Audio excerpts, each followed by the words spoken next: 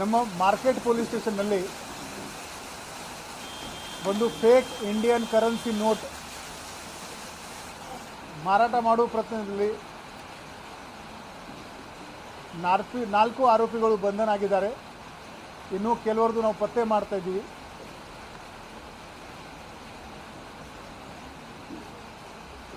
ಕಡೆ ಬಾಜಾರ್ದು ಒಂದು ಅಂಗಡಿನಲ್ಲಿ ಯಾರೊಬ್ಬರು 500 ರೂಪಾಯಿದು ನೋಟ್ ಕೊಟ್ಟು ಸಾಮಾನು ಪರ್ಚೇಸ್ ಮಾಡೋಕ್ಕೆ ಹೋಗಿದ್ರು. ಆ ಅಂಗಡಿ ಓನರ್ಗೆ ಸ್ವಲ್ಪ ಡೌಟ್ ಬಂತು. ಅವರು ನಮ್ಮ ACP ಮಾರ್ಕೆಟ್ ಮತ್ತು ಸಿಬ್ಬಂದಿಯವರಿಗೆ ತಿಳಿಸಿದ್ದಾರೆ. ತಕ್ಷಣವೇ ನಮ್ಮ ಚಾರ್ಲಿ ಮಾರ್ಕೆಟ್ ಶ್ರೀ ಕಾಲಿಮಿರ್ಚಿ ಮತ್ತು ಅವರ ತಂಡ ಈ ಫೇಕ್ ನೋಟ್ ಯಾರು ಕೊಡ್ತಾ ಇದ್ದಾರೆ ಅಂತ ಅದರ ಬಗ್ಗೆ ಮಾಹಿತಿ ಪತ್ತೆ ಮಾಡಿದ್ದಾರೆ. ಬಾಜಿ ಮಾರ್ಕೆಟ್ ಫೋರ್ಟ್ ರೋಡಲ್ಲಿ ಅವರು ಒಂದು ಕಾರ್ ಮತ್ತು 4 ಆರೋಪಿಯನ್ನು ವಶಕ್ಕೆ ಪಡೆದುಕೊಂಡಿದ್ದಾರೆ. ಈ ಆರೋಪಿಗಳಿಂದ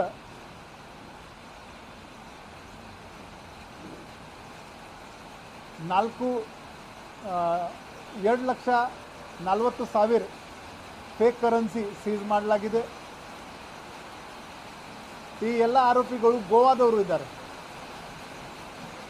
ಮೊಹಮ್ಮದ್ ಅರ್ಬಾಜ್, ರೂಪೇಶ್ ವಾಕೋಡೆ, ಮೊಹಮ್ಮದ್ ಹಸೇನ್, ಶ್ರವಣ್ ಕುಮಾರ್ ಇವನು ಬಿಹಾರದವನು, ಮೊಹಮ್ಮದ್ ಸರ್ಫರಾಜ್ ಮತ್ತು ಮಗ್ದೂಮ್ ರಿಯಾಜ್ ಶೇಖ್.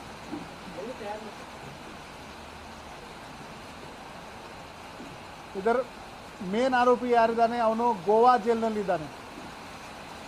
ಆರೋಪಿ ನಂಬರ್ 5 ಮೊಹಮ್ಮದ್ ಸರ್ಫರಾಜ್, ಇವನ್ ತಮ್ಮ ಆರೋಪಿ ನಂಬರ್ 1 ಅರ್ಬಾಸ್ ಇವನು ನಮಗೆ ಸಿಕ್ಕಿದ್ದಾನೆ.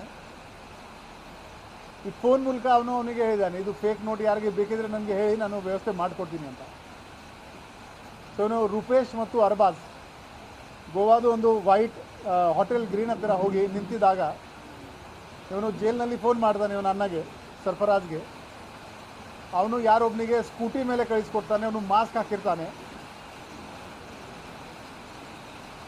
ಅವನು 1 ಲಕ್ಷ ಇವರಿಗೆ ಒರಿಜಿನಲ್ ಕ್ಯಾಶ್ ಕೊಡ್ತಾನೆ.